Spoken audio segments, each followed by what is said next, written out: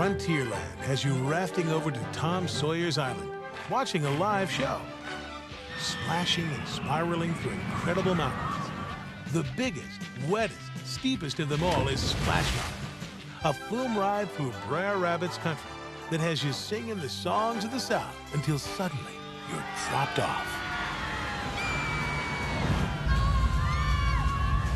I didn't know what to expect. I was gonna fall right into it. I knew it. I was just screaming. I was just like, ah! The drop is so fast and so furious. I left my heart up at the top of the thing. It was great. I loved it. Can't beat it. I loved it!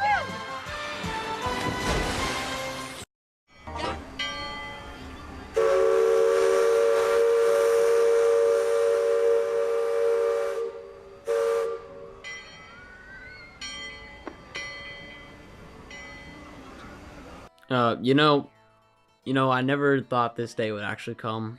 I never thought the day that Splash Mountain, one of the world's most, if not the world's most recognizable log flume rides, would be closing. My name's Evan. Welcome back to a new video series. Well, I'll be covering the magic of Disney World's design. We'll be taking a look at the artistry, design, mechanics, and more of the parks, attractions, lands, hotels, and more. I think it'd be a good starting point to start with the history of Splash Mountain. The concept came from the legendary Imagineer Tony Baxter. Tony Baxter was the former vice president of the creative development for Walt Disney Imagineering. Interestingly enough, he actually started as an ice cream scoper in Disneyland, and he also has created some other things such as Big Thunder Mountain, the original Journey into Imagination, and of course, Splash Mountain. Splash Mountain was created by Tony Baxter in an effort to draw more people to Bear Country at Disneyland. And the Imagineers originally took this idea and said that a flume log ride would be pretty much too basic to put into Disneyland, but Tony actually thought of the 1946 Disney film Song of the South to set it apart and give it some character. Song of the South itself won an Oscar in 1948 for the best original song, Zippity Doo Dah, which I'm pretty sure everyone is familiar with. And the ride doesn't tell the story of the movie, but more of the story of the animated characters from the movie itself. Disneyland was actually able to reuse many animatronics from their previous show called America Sings that opened in 1974 and closed in 1988. Disneyland Splash Mountain opened in 1989, and shortly after was announced that the ride was going to come to Magic Kingdom. Magic Kingdom Splash Mountain opened on October 2nd, 1982, and Tokyo Disneyland's the day before in 1982 as well. Both rides were able to celebrate their 30th anniversary this last year in 2022. And I'm going to put in this clip right here. It's this cool 90s opening day dedication ceremony that they did at the Magic Kingdom. I think it's great. It really covers the golden era of Disney promo videos, at least in my opinion. Hi, Mr. Myers. I think you got it. Are you ready in there, Bear? Yeah, it's all fixed. Yell the name of this mountain with me. We'll open the steepest, wettest, most splash-tacular place in the whole world! 1, 2, 3, Splash Mountain!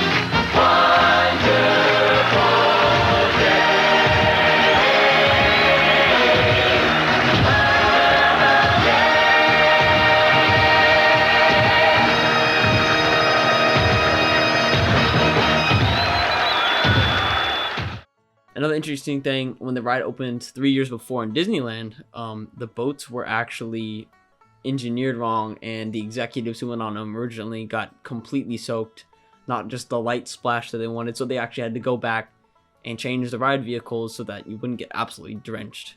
So we're mainly going to be focusing in the Magic Kingdom, as that's my home park. Splash Mountain is located in the land Frontierland at the Magic Kingdom. The land is designed to transport guests to the American Old West of the 19th century. It features various attractions, shops, and restaurants, as well as facades that are all themed to the Old West. Some of my favorite parts of Frontierland are, of course, the very intricate and well-designed facades, as well as Tom Sawyer Island, which is such a great experience in the Magic Kingdom, as well as Big Thunder Mountain, and, of course, Splash Mountain. Splash Mountain fits in perfectly with its surroundings in Frontierland because it's based on a story and characters from the American South, which is a region that is deeply connected to the Old West.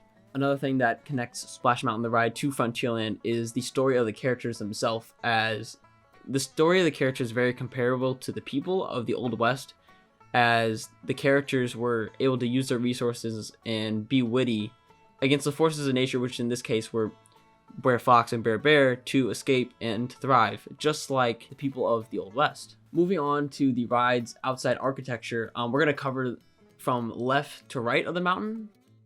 On the left, you're going to see Brer Rabbit. He's in a little house of sorts. He's telling you that Splash Mountain is going over there to your right. And one interesting thing, on the left side, you can kind of break the mountain up into two pieces. For one, I think that the left side kind of has one of the coolest angles, if not the coolest angles of Splash, because you can see the depth of it. You can see how far back it goes, and you can really see how big the mountain is itself. But to the left of that is the backstage entrance to where the parades such as Festival of Fantasy will come out for the routes.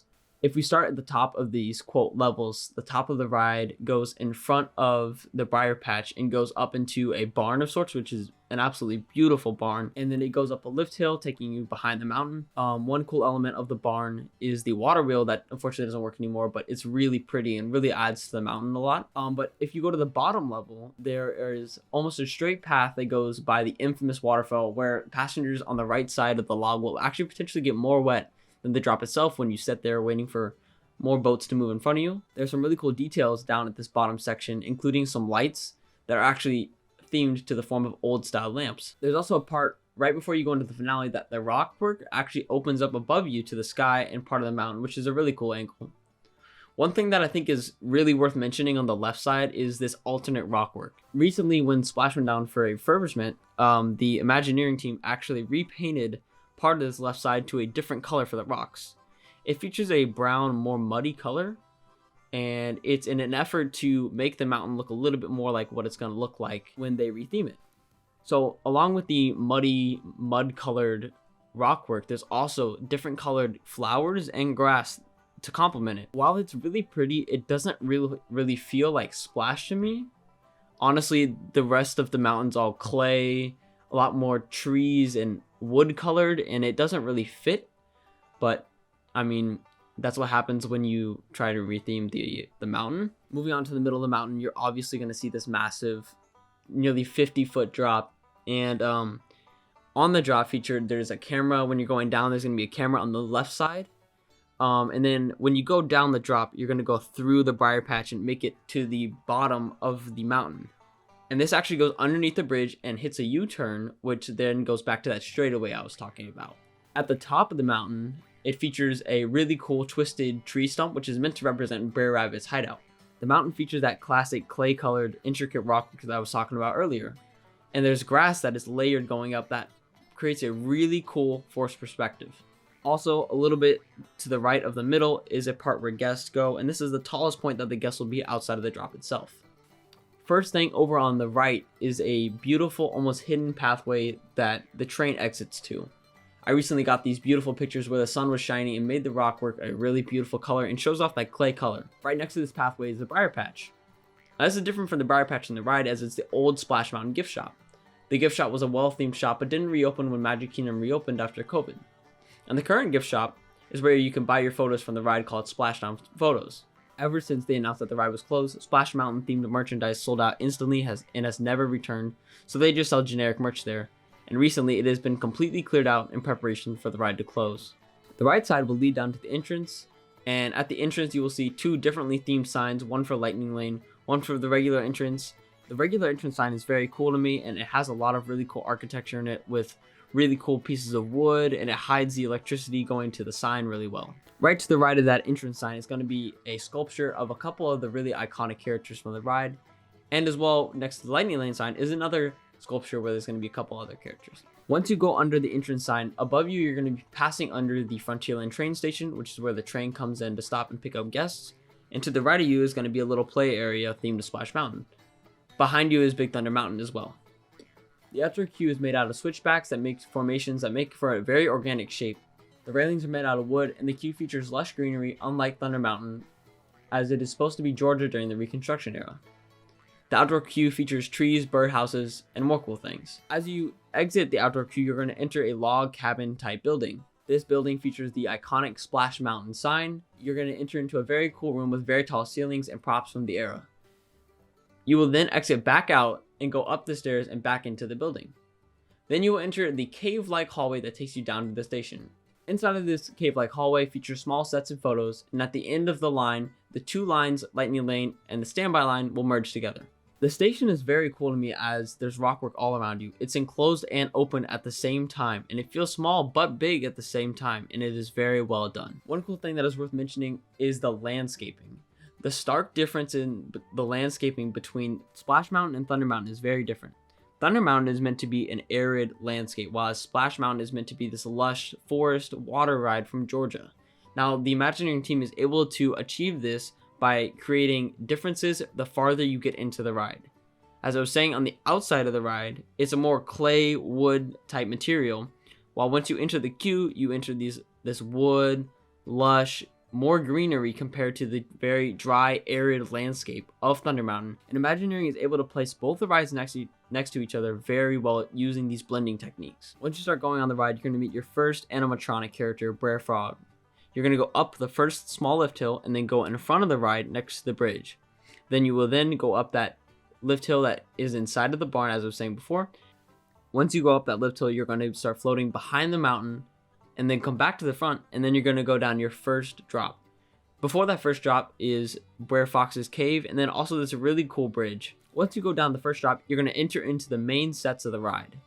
It's going to feature many different animatronics that are all singing an iconic song. You're going to see Brer Rabbit leaving his house for good at the Briar Patch. Normally when the ride is working, there is a Brer Rabbit animatronic that is on an arm that'll jump with you.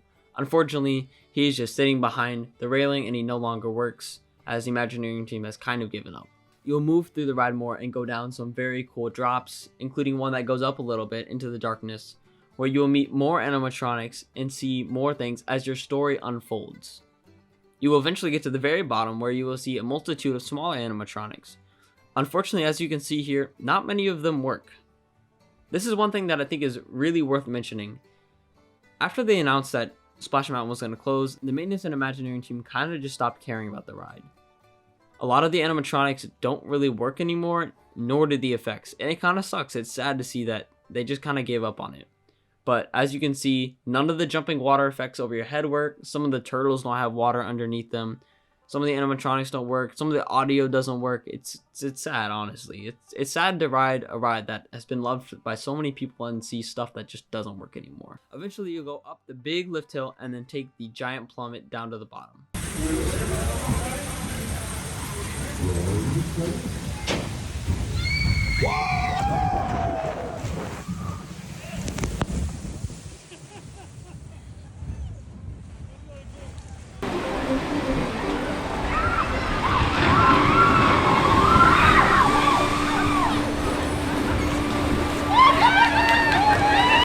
You'll come back for the finale, and at the finale, you're going to see the culmination of so many intricate things.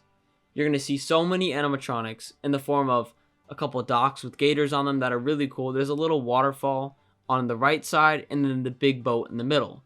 The boat used to rock back and forth, but as you can see from the water line, it obviously doesn't anymore. And at some points, I've seen many animatronics on it not work. Luckily, a lot of them do work now, which is good, as I think they just want it to work for the most part when it closes eventually. The room is very cool to me, as it is technically really small, but it actually feels really big, and they use a lot of really vibrant colors in it. Eventually, you're going to see Brer Rabbit back at his home, as you're going to see Brer Fox and Brer Bear trying to get into his house at the Briar Patch. And that's where you come back to the load station. If you want to watch a more in-depth video about the ride, I'm sure there are more out there, but I just want to talk about why this ride is so special and why it means so much to many people. There's a lot of reasons why this ride is so iconic. Disney runs off nostalgia, and this ride is certainly no slouch to nostalgia. It's a very old ride. As I said, it just celebrated its 30-year anniversary last year. My parents did it as they were kids, and now, when we were kids, we got to do it. It's a generational ride, and everybody loves it. The ride features a very catchy song that everyone will remember and will be stuck in their heads for the rest of the day. And while there are good thrills, it also combines with a great story. And honestly, I'd argue that it's the most recognizable flume ride in the world. And while all of these amazing things that I said makes the ride so good, it's the mix of storytelling, design, and thrills, and this mix makes for a classic Disney ride. And something that I think is amazing about this ride, and Disney rides in general, is how you are put into the story through the physical sets and the song and everything. It makes you feel like you're really part of the story and you're living your journey with Brer Rabbit as you're trying to escape Brer Fox.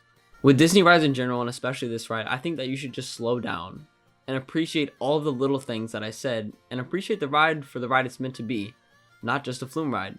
Appreciate it for its complex, detailed, and intricate story that is loved and cherished by so many people for so many years. And it's really cool to me how Disney is able to create such big differences between the lands, and even just the ride itself from the outside to the inside.